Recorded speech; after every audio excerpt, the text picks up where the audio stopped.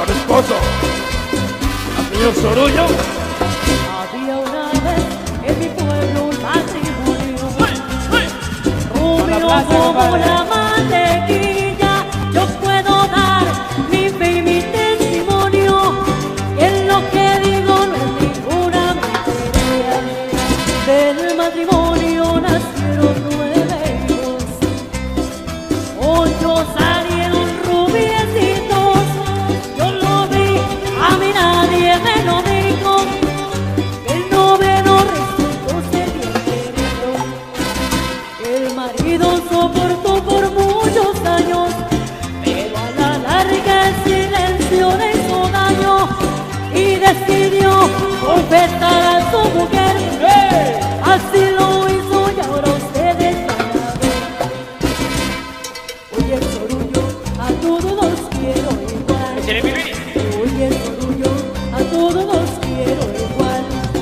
Todos son angelitos y los llevo aquí en el alma, pero hablemos de negrito sin perder la calma. Es hijo mío el negrito.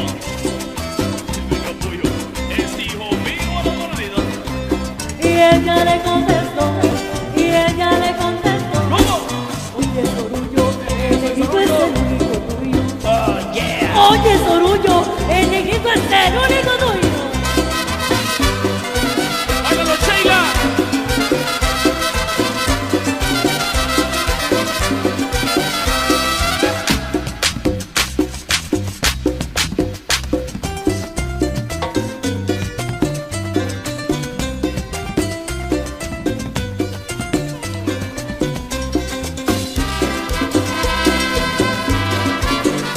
Oye, Miguel. Ahí para mi compadre Cholo, Oye, Sorullo, a todos los quiero igual. Oye, Sorullo, a todos los quiero igual. Todos son angelitos y los llevo aquí en el alma, pero hablemos del negrito sin perder la calma. Capullo es hijo mío el negrito. Dime, capullo, es hijo mío el negrito. Y ella le contestó, y ella le contestó. ¡Heriberto! Oye, Sorullo, el negrito es el único tuyo. Oh, yeah. Oye, Sorullo, el negrito es el único tuyo.